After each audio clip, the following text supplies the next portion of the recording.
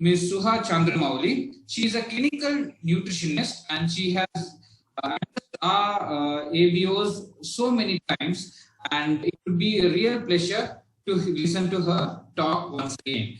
So without any further delay, I would like to hand over the stage to Ms. Suha. Over to you, Suha. Thank you so much for the intro, Joel, and it's been really nice, having all of them back again. And yes, apparently, like you said, we're still talking about immunity. It's been more than a year, and still it's all about immunity for us. I think this is something which is a very good lesson that we learned, as in how personal health is very important in terms of, understanding how to overcome certain illness. It's just not about COVID or immunity, but, any other pandemic. We've been through so much, and then all that matters is the survival of the fittest. So whoever is able to survive better with a better immune response has the best of ability. So I will quickly share my presentation, and we can go about it.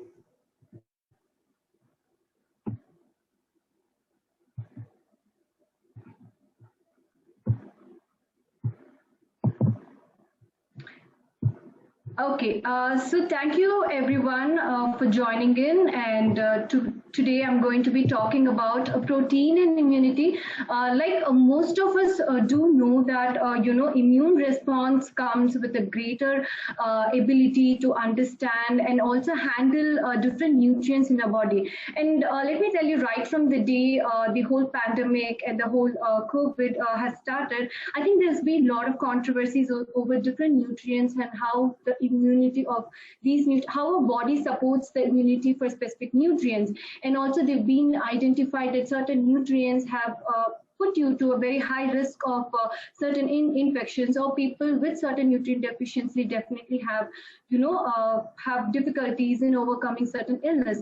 So coming to the protein and immunity point, see, the basic building block for any human is always protein. So when we talk about protein, the first thing that comes into the mind is how good is our protein in general. So when we talk about protein, how is the dietary intake? Do we need, there are a lot of questions like, do we really need supplements, or do we need to undergo any specific dietary modifications, and how good is it for a vegetarian, or how good is it for a non-vegetarian? So there's always been a lot of controversies, or there's always been a lot of topic of discussion in terms of stating that the non-vegetarians or the animal protein eaters have a better stand over having a good quality protein compared to a vegan eaters or vegetable protein eaters. So let us try to understand, and today I'm going to be taking through you a different modulation in terms of how protein has evolved over a period of time. Like for example, 10 years back we had different methods and different measures that actually tell us what is the best quality of protein, or what works best for us. Over a period of time there's been a lot of research, and also we've looked into different parameters in terms of understanding how protein for an individual changes, and how certain illness or so how certain clinical condition can put you at a risk for a low protein absorption rate as well. So without taking much of time, I'll just go to the next slide. Okay, so generally we all know protein and muscle synthesis. So basically the best, most important job we all know that is helps in the protein muscle synthesis, and also to build a new muscle protein, to build new muscle tissues with replacing the old proteins. And most of the time the protein is always assessed by the way we actually look into how healthy the amino acid pool is in every cell. So when you actually ingest a protein, or when you do intake a protein, the most of the chemist or most of the test is understood by examining the amino acid pool in the blood. So this amino acid pool will tell you the quality of amino acids that has been ingested from the specific protein that you've had for lunch or dinner. So going to the next component, like we all know there are different, amino acids. Like a protein is made up of amino acids. We know that it has essential and a non-essential amino acid. So when we look into essential, again, that is something that's very important. A body needs it from a dietary intake. So when it comes in from the non-essential amino acids, a body can definitely make it.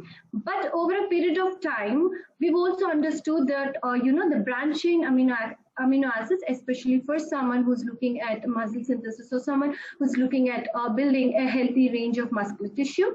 And we also have something which is called as conditionally essential amino acids. So the conditionally essential amino acids are basically, these are very important and they kind of deplete over a period of time. So these conditionally essential amino acids have a greater impact in terms of physical stress. When you have a prolonged illness, the production and the kind of quality depletes over a period of time.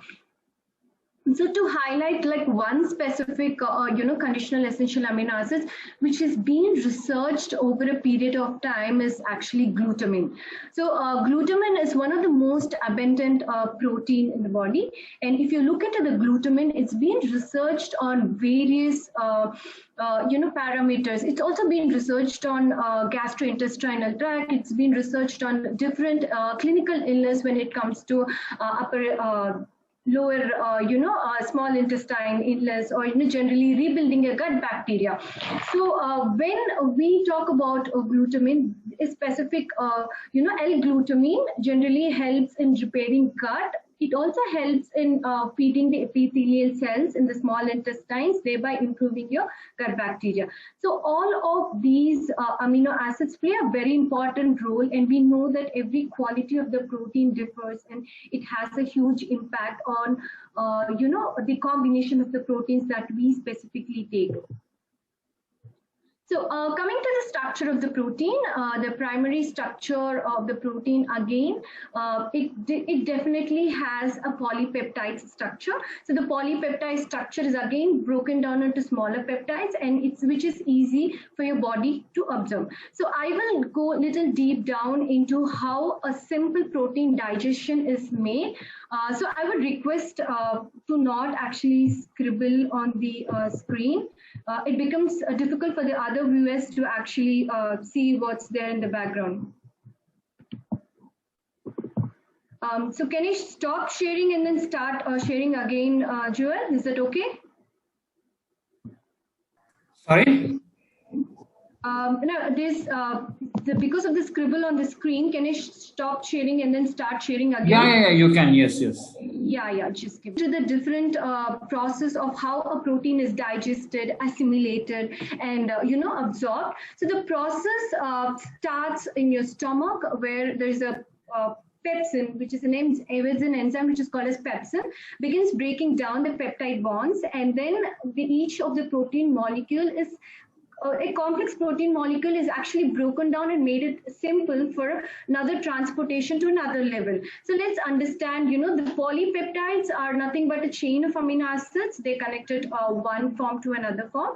And then these polypeptides travel to your small intestine for further digestion process. So once in small intestine, you also have an additional digestive enzymes like pancreatic digestive enzymes like trypsin, carboxypeptase, and chymotrypsin. They further break down the polypeptides, and this is where most of your amino acids are formed. So the further breaking down of polypeptides into the single amino acids actually happen in the small intestine. So protein is ultimately absorbed in the small intestine. Most of the amino acids, where it's broken down in the small intestine, are absorbed directly from there, and then they're transferred via cell lining to your blood.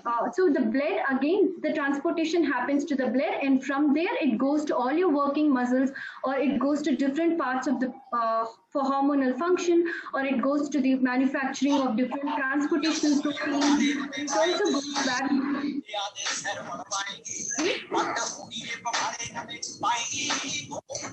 Someone mute? Yeah, thank you. So it also goes back to the it distributes from there to different transportational mechanisms. So for your hormones to produce different enzyme hormonal proteins, and also for transportational proteins and structural proteins as well.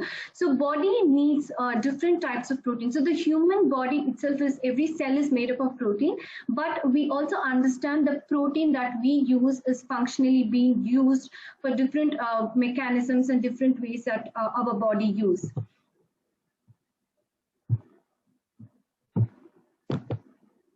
Okay, so the protein absorption, like I said, the type of the protein and the length of the protein and all of the absorption depends upon the quality of the protein as well. Some of the long chain peptides take significantly a longer time to be broken down and to be absorbed compared to a very short chain peptides. So I will just give you a very brief example of what it is like to have different types of protein absorbed. So here in this, they've just given a simple different types of protein and the absorption rate in grams per hour. So a whey protein, whey isolate, which is like the highest form of protein, is easily absorbed. Around 8 to 10 grams is easily absorbed, and it takes about somewhere between 60 to 90 minutes for your body to digest, absorb, and then assimilate. So you have different forms of proteins. Like most of them, if you see in most of the gyms, they do take free amino acids. So they take different forms of amino acids as well. Again, casein, which is a type of a milk protein, is a very slow digesting protein. So the casein is mostly used for most of the athletes or for most of the muscle builders, or during the night time, where it is a slow digesting protein. It helps in fueling the muscle throughout the night.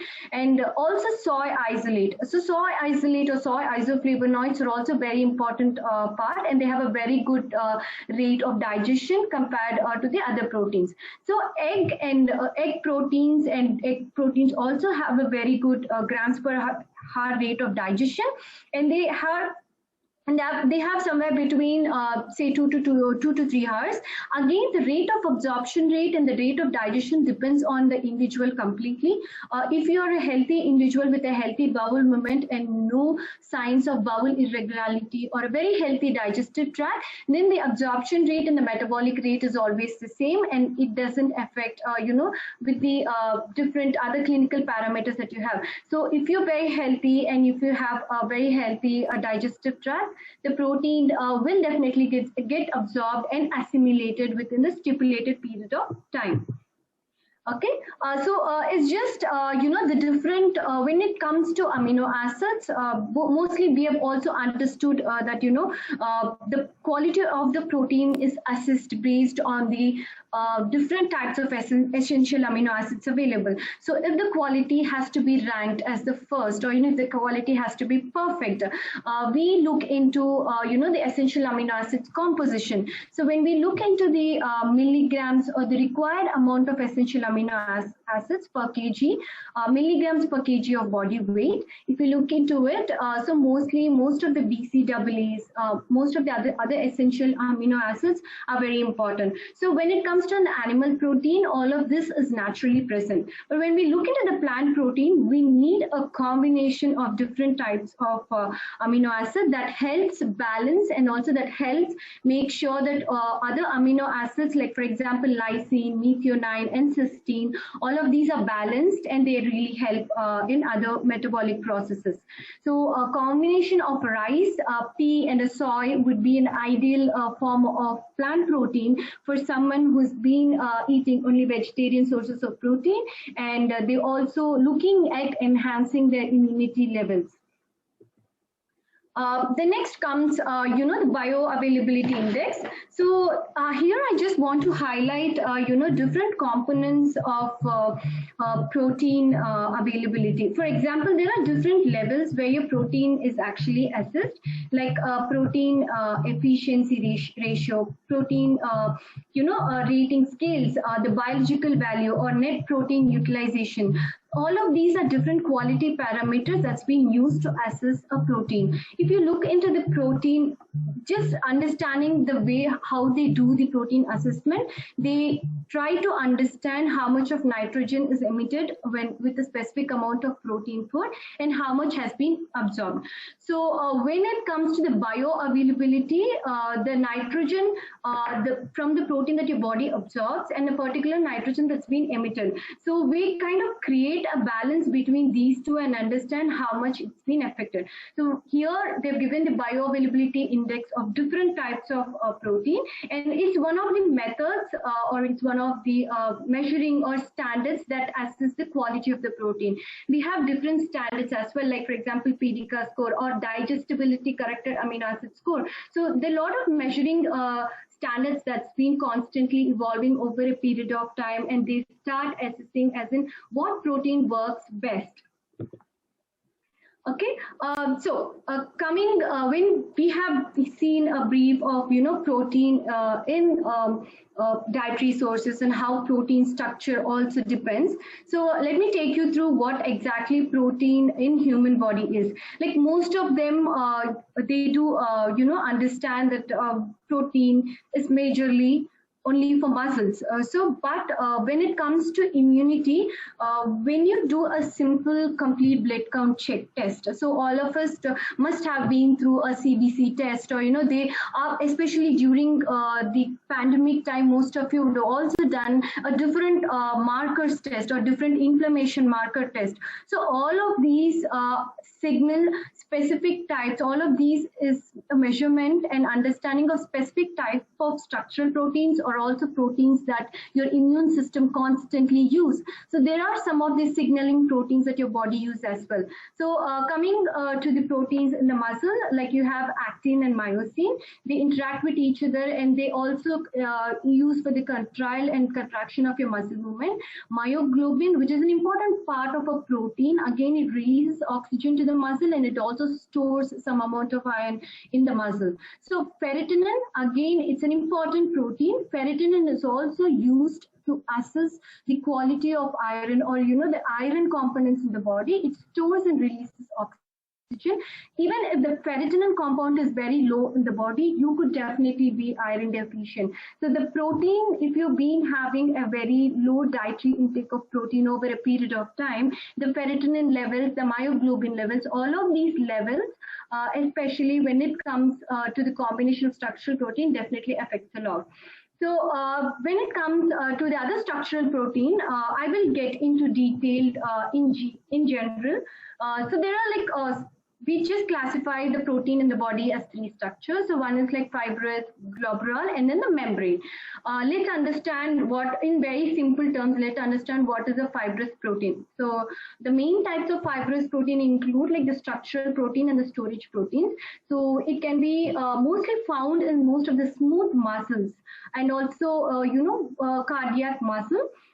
Another very simple example that we can take is actually collagen. So collagen, we all know as we grow, as we age, the collagen quality depletes and then the skin sags. So collagen is one of the most important building protein in the human and animal bodies, and it helps maintain the structure of your skin. It helps maintain the elasticity of the skin. And we understand that the two main amino acids important for collagen is like glycine and cysteine, along with other micronutrients like vitamin C and E. But the main component again plays a very important role is collagen. Coming to the protein and immunity, so this is like one of the major important things that we look into when it actually protein and immunity. So most of the antibodies, or otherwise we call them as immunoglobulins, they are proteins. They're created by our immune system.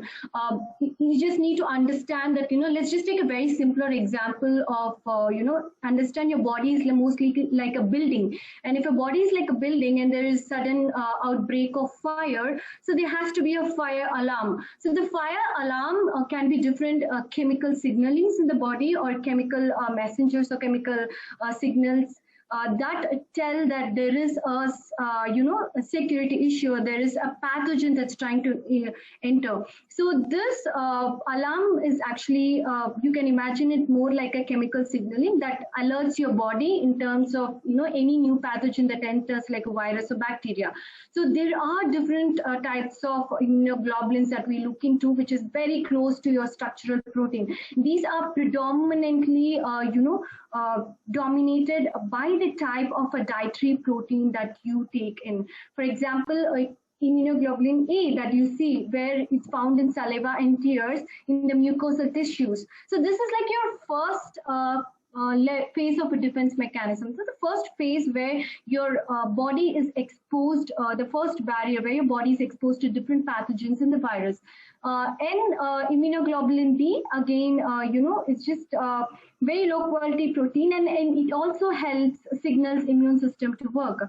IgE. So this is a very specific type of protein that actually responds to an allergic reaction.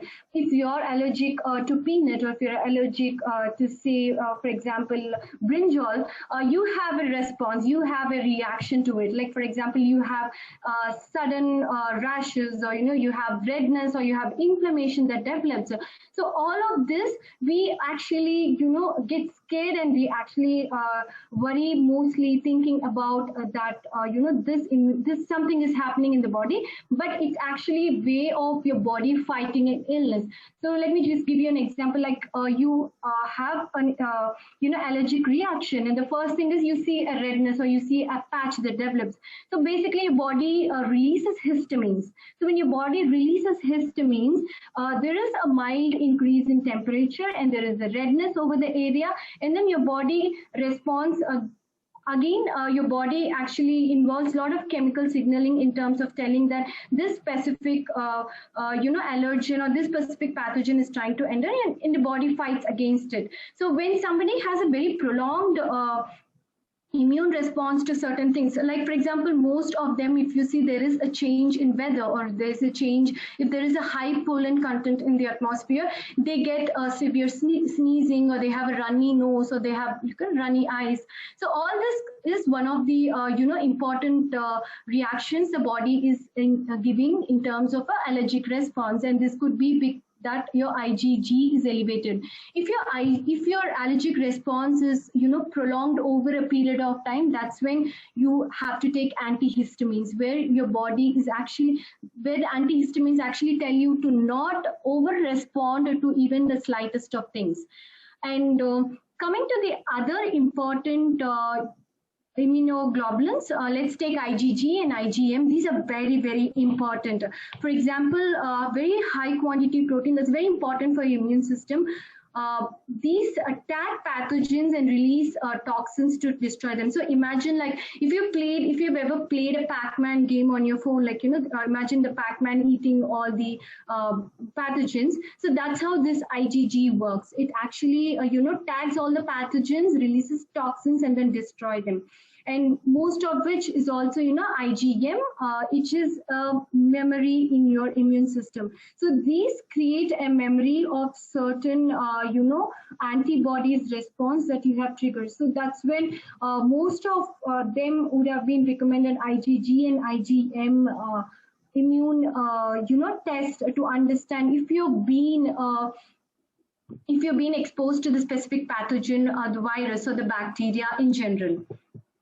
So, like I said, the three levels of defense mechanism work in coordination with our immune system. So we cannot see our immune system isn't specific, is targeted, is controlled by only specific functional or specific system. It is a complete, coordination of different levels of mechanisms in the body that helps, right from your skin and the mucous membrane. Like for example, the mucous membrane, actually when your pathogen enters through your nose and then through your nasal tract, so the sticky mucus in the membranes actually trap these pathogens and make sure they don't invade or attack your other immune system.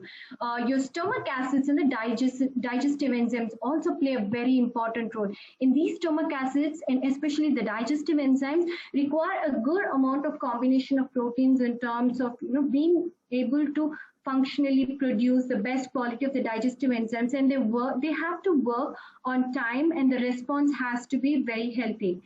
Innate immunity, again, this innate immunity is where most of the cells in your blood stream actually help in mobilizing the pathogen or the virus or the bacteria that enters into the body. So most of the WBCs, which is called as the phytocells, so the WBC, the white blood cells, help through various signaling systems in the body and produce a lot of chemical reaction in terms of understanding what works best and what immune defense works best for our body. And acquired immunity is a specific defense. Again, in acquired immunity, if you see, your body remembers and understands the killer cell, or remembers and understands the specific pathogen that's entered, and it creates a memory of it. So you acquire the immunity over a period of time, and body doesn't have to go through a 3-stage defense mechanism, but it always helps in creating a memory of certain antibodies. There are some key features of immune response, like for example, if there is an increased amount of oxidative reaction, especially if the free radical damage is on the higher side, and if another type of immune response can be inflammation. So this is when you see your C-reactive protein markers are going very high. So most of you, if you've been through specific inflammation or any condition, or in fact COVID, they would have definitely recommended a C-reactive protein test to understand what is the inflammation marker in the body. And also sometimes a homocysteine is also understood to understand how bad the inflammation has been over a period of time. So proliferation, again, you have different levels of immune response. So these beta cells again help deliver immune cells, chemical messengers, and antibodies into the site of injury or infection. So next, coming to the proteins in digestion, like for example, we have seen that the protein in immunity is very important. Again, protein in digestion. So even the digestion acts as a first layer of defense mechanism. When you eat a food, or when you eat any food that's been contaminated with different pathogens or the bacteria, your digestive enzymes come into picture, or your digestive secretions come into the picture, and they definitely help you over a period of time to not make sure that the virus or the bacteria doesn't invade other immune cells.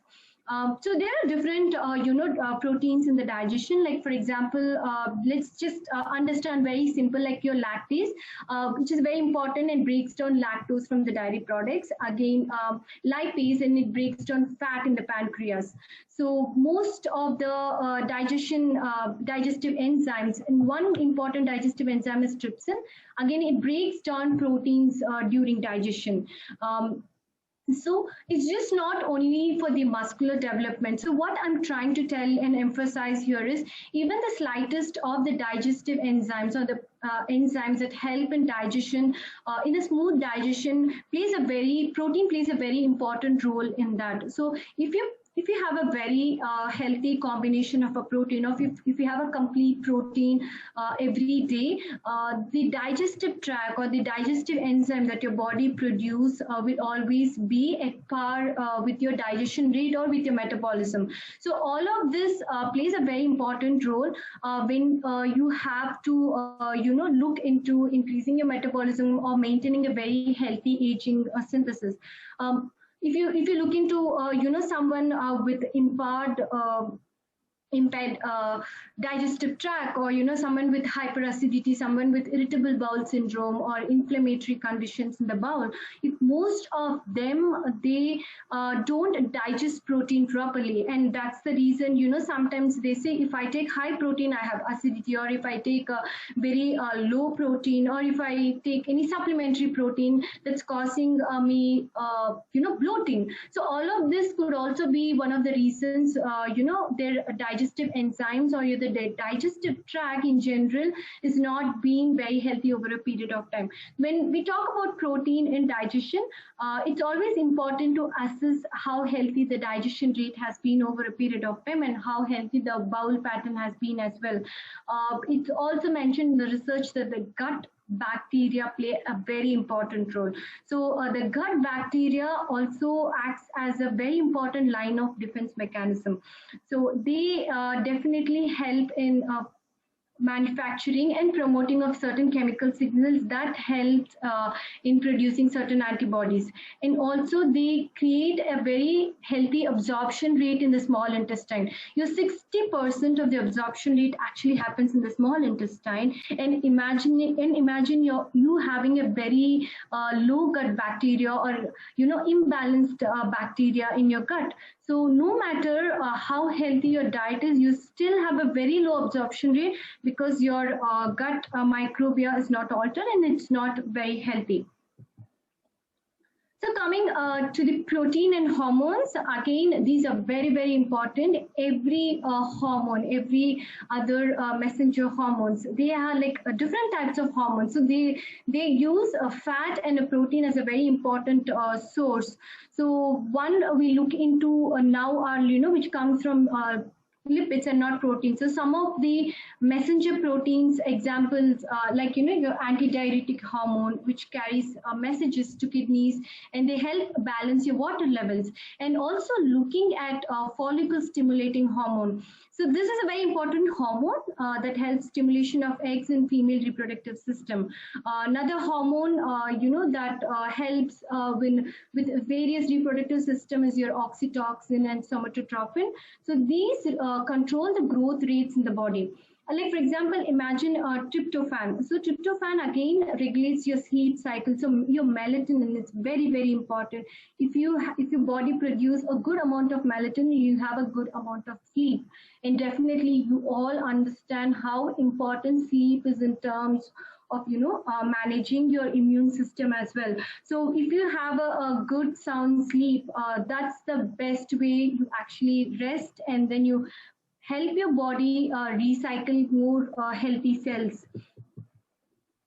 And coming to protein and transformation, so when we look into protein and transformation, like there are different transformation proteins. So for example, like your albumin. So albumin is one of the most abundant protein in your bloodstream. If you've seen that most of the blood reports, they do take albumin into consideration. So some people have a very low level of albumin, which indicates that the protein intake has been on a very lower side.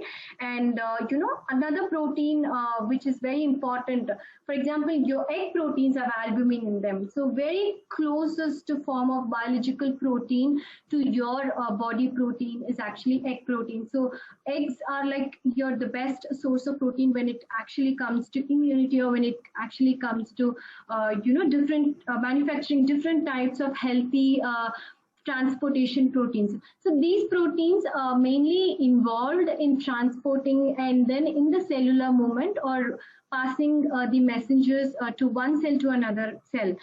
Transportation protein play a very important role. Like before we've seen that ferritin is a very important protein for iron. Like the same way transferritonin. So if you look into any iron report, or generally a report, it says iron content. It talks about iron content. It talks about ferritin level. It also talks about transferritonin level. So this gives a very clear picture of which which is the main reason for iron deficiency. Like most of them, I've seen that when the hemoglobin is low, they assume that okay, I have iron deficiency. You could be low in transferritin, or you could be low in ferritin, or you could have a very healthy iron intake, but the protein that you consume, or the protein from the dietary sources that you take, is not sufficient enough to produce enough transferritin and ferritin to maintain your iron levels. So this transferritin actually delivers iron to different organs in the body. Let's understand about myoglobin. Like it's said, your muscles do store a good amount of myoglobin, and it helps fuel, store oxygen in your muscular tissue. So most of the globin molecules, or globular proteins, are very important in terms of maintaining a very healthy bloodstream, or maintaining a very healthy immune response in terms of different levels. Most of the transport proteins are also important in managing a very healthy nutrient levels. For example, if any one of these nutrients are deficient, let's say you could have a folate deficient, or you could have a B12 deficient, anemia. So all of these are like interrelated, specifically your water soluble vitamins. And when it comes to the hormonals and steroid vitamins, most of your fat soluble vitamins are also interrelated with this specific type of protein.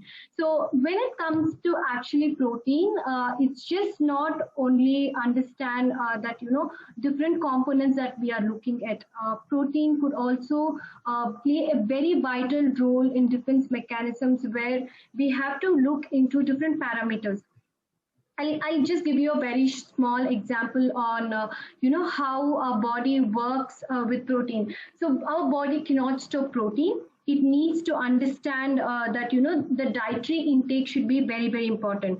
One of the most common questions that I get in all the consultation is how much protein is very healthy for me, like how much of protein should I be taking in my meal. So this is a very important question. If you've been mostly dependent on animal based sources of protein, it is also important for you to include protein sources from plant-based sources as well, where it helps in managing and creating a good balance between a healthy amino acid range.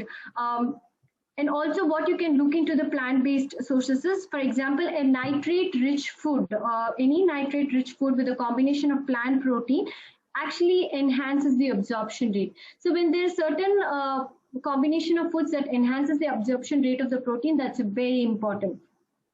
There are certain enzymes in the fruits that also enhance your protein intake. Like for example, papaya has papain, which is very important in protein digestion. If you have been, if you've come across someone who has a very low digestibility rate of protein, or who complains of, irritability with supplementary protein, then make sure that this goes into their diet along with the protein source. So the absorption rate is also enhanced. The last one, I think, with specific to protein and chemical reaction will be the membrane proteins. Again, I don't want to get into a lot of details in terms of, getting too technical, but some of the proteins are very important. These membrane proteins are found majorly in your membrane cells, and they aid in many cellular functions. So they also, help in transporting substance across your membranes in other cells to maintain the structure. So basic glucagon, or your estrogen, most of these proteins adhere to membrane proteins, and they play a very vital role in terms of managing different chemical reactions in the body. So for all of you, who just trying to understand what exactly protein is and where it goes into my body, let's take some of the body fluids that we have in our body. So most of the body fluids, like your amniotic fluid, where for most of the pregnant women, or cerebrospinal fluid, or plasma, saliva, and seminal fluid, or synovial fluid. All of these fluid or excretions in our body definitely have different types of protein in them. So this, for example, an amniotic fluid alone has like more than 192 structural proteins. There are 192 different types of proteins in one single amino acid fluid. So that way, even if you take in human milk, there's about 71 different types of protein. This could also include, the IgG and IgM, different antibodies that pass through the human milk to the baby as well. So when you look into the saliva as well, there are the saliva being one of the first layer of defense mechanism, or when one of the first defense mechanism when you actually consume a food. It also has the 175 types of structural proteins in it. So the protein composition is completely determined by only the way we actually intake, do a very healthy dietary intake. The healthy dietary intake plays a very significant role. So when we look into the dietary consumption, for example, we have to also make sure that, if you're not able to meet it with a specific dietary requirement, then the supplementary protein definitely comes into the picture. This is supplementary protein is something that always aids in maintaining a very healthy balance between your digestion with your dietary supplement and the dietary food intake. So try to create a balance instead of constantly depending on only the supplementary sources or either the food sources. So I'm giving you a very simple example. So let's just assume more of someone who's eating more of a plant-based protein here. Someone who's just eating more of a plant-based protein, just rice and dal. So that's our staple food, right? Most of us eat that. Like imagine we just eating dal rice every day. How much of a protein or how much of the quality of the protein that's going to am I going to get? Instead, what I can do definitely is with the dal and the rice protein, with the dal and rice, I could add in legumes, I could add in beans, I could add in sprouted lentils, where it actually enhances, also balances my protein specifically for plant protein.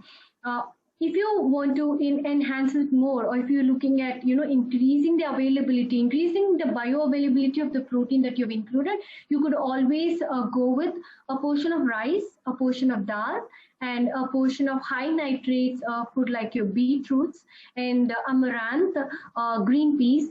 You can include them. Also, you can include a combination of legume and other protein salad. So this way, my plate is also very full, and also I can make sure that the bioavailability of the protein that I've taken is on a very healthier range. So combining a complementary based protein sources. So this segment which shows that I'm eating my dal and a rice, I'm also adding a supplementary protein to it. So if I'm taking a complete plant protein or a whey protein, so that helps your body and the systems make it look more like a complete protein. Like for example, let's assume that the grain and the legume combination always works. So legumes supply a very good amount, the missing lysine branch amino acid. Again, whereas the grains supply methionine and cysteine that is missing in the legumes. So let's try to do a complementary version of including different types of plant-based proteins where the amino acid, if one is missing, the other one is complemented. So the best way to assume is every time we cannot keep looking into the values and we cannot meal prep, the best way to do is always remember your green peas, your beetroots, amaranth seeds. All of these are very important high combination proteins, and they come with a combination of all essential amino acids. So when you combine them together in your dietary meal, that gives an optimal protein. So achieving the optimal protein with a supplementary intake will be the best option, and also it helps in increasing your immune response to certain infections or certain pathogens and bacteria and viruses. So this also aids just not the protein and immunity, but also helps in other micronutrients that play a very important role in managing immunity. Like for example, your zinc, your selenium, vitamin D, vitamin E, vitamin A, all of these are also play as a very important antioxidants, but they all are very important in terms of managing your immune response along with the protein. It's just not protein and micronutrients, or it's just not micronutrients. It has to be a combination of both the vital nutrients that helps in maintaining a very healthy range. So coming to the protein, understanding of protein, you could always look for the combinations of this. When we look into the quantity, try to maintain 25 grams to 30 grams per meal plate. So the absorption rate can definitely happen. If you are looking at including more of whole grains and legumes, where the phytic acid can be on the higher side. Try to soak them overnight, pressure cook them so that you break the phytic acid component and you make it very easy for the digestion. So this way your whole meal is complete with protein along with your supplementary intake, and you can be assured that your immune response will always be at the best. So we've spoken a lot about protein and how it helps over a period of time, and how also it helps with a specific immunity and immune response. Let's look into the other nutrients that actually support. So if you want to look into very specific amount of combination of nutrients, this can be one of the best combination of nutrients. For example, for any free radical damage or any oxidative burst, long exposure to free radical or reactive oxygen, this can lead to damage in tissues, or this can lead to inflammation. So the combination, if you're looking at combination of increasing a good amount of amino acids, it's very important. You could always go with a combination of vitamin Z and zinc, where it is a water soluble vitamin, and zinc assists in number of enzymatic reactions, and also it will reduce free radical damage. The researchers show that iron and copper, the copper is structural and the functional component of any important antioxidant enzyme, and also it protects immune cells from oxidative damage. Copper definitely aids in different levels of innate immune response, like the second immune response that we've saw, and it's very important in terms of minimizing any type of bacterial infections. So the healthy dietary sources of iron and copper could always be good. Another important combination of antioxidant along with your protein is actually vitamin E and selenium. So vitamin E, again, the functional activity is very important in the T lymphocytes in particular, and it's actually T lymphocytes helps in protecting the cellular membranes and also reduces the production of immunosuppressive factors. So most of the immunosuppressive factors can actually deplete the function of certain enzymes and hormones that also has a prolonged effect in your body. Like for example, most of them recover from certain or they recover from COVID, but they have this prolonged combination of symptoms that's taking a longer time to get over. So this could also be one of the best combination. You could increase the combination of vitamin E and selenium in your dietary, and it reduces the cytokine production in most of the chemical messengers that regulate inflammation and immune cell function. Plays a very vital role. Another important combination of antioxidant, especially with inflammation, is specifically we have seen with elevated C-reactive proteins for most of the clients, is a combination of omega-3 and endothelial function selling coenzyme helps really well, and combination of specifically omega-3, EPA and DHA combination improves your cell membrane and also protects your fatty structure or the lipid structure in the cell membrane, and so that your cells don't undergo a different cytokine production and they cause prolonged illness or prolonged damage in the body. So the bioactive lipid mediators, they are mostly like a chemical messengers that regulate inflammation and immune cell action. Keep your omega intake on a very good range, and then try to do a dietary intake. You can include a lot of dietary sources of fish, anchovies, basa, all of this in your diet as well to get a good amount of omega-3s, or you could add in definitely a supplementary range of omega-3 as well. So all of this work very specifically with along with your protein intake. So the protein intake, the supplementary and the dietary intake plays a very important role. So I think we do have, I've seen a lot of them asking, raising hands. We do have some time for taking Q&A. So this is like the end of my session. We've covered in detail about the protein and immunity, and also we have seen other micronutrient components that actually help, with the protein intake as well. So I hereby end my session. If you have any doubts or if you have any reviews, you can keep me posted. Yes. So There is one question. Over consuming protein cause any troubles?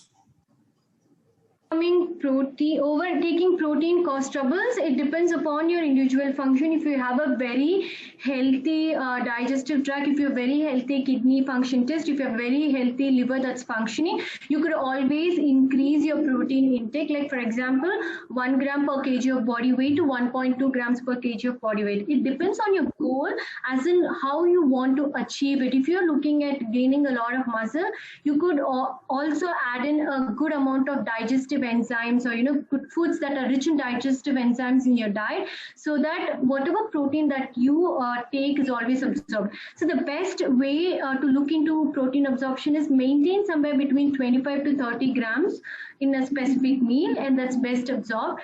If you take like more than 30 to 35 grams of protein per meal, make sure you add a good amount of nitrate rich sources, so that the bioavailability of the dietary protein also increases. Okay. What is the use of whey protein? Sorry, I lost you. Yes. So I think the question is basically, why take whey protein when you have plant protein? Okay, so it depends on your specific goal. If you are looking at, you can definitely take both the proteins, unless and otherwise you're looking at only source of protein that has to come in from milk proteins or the dairy proteins, you can shift away. But you could also, if you're, women generally working on, if you're a man or generally working on and trying to meet your protein requirements or trying to aim at lean protein, you could also take in whey protein isolate, or, soy protein isolate, any one of which is fine. Okay, perfect.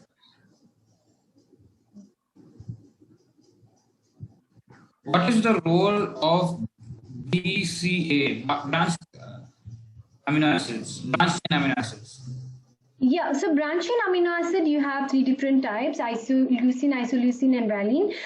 These are predominantly found in your muscles, and they're very important for your muscle recovery rate, and also helps in rebuilding the amino acid pool very quickly, especially post workout. So this would be something that someone who's doing a very high intensity training, or somebody who's looking at improving their threshold during the training or improving their intensity during a high intensity training, would definitely take it during the training, so that they have an improved performance. So if someone is just looking at meeting a dietary requirement, your general supplementary protein will always help in giving the ideal amount of all essential amino acids, including the BCAAs, with a supplementary protein. Like 1 scoop should be more than sufficient.